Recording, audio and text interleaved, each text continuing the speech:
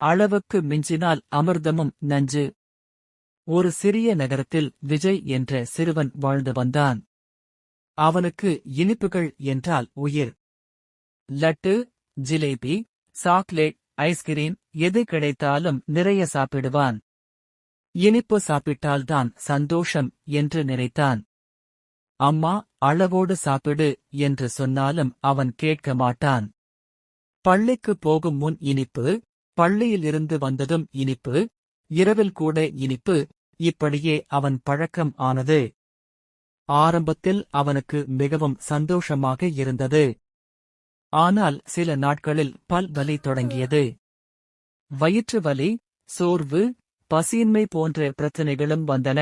பள்ளியில் கவனம் செலுத்த முடியாமல் போனான். ஒருநாள் கடுமையான பல் வலியால் மருத்துவரிடம் அழைத்துச் சென்றார்கள்.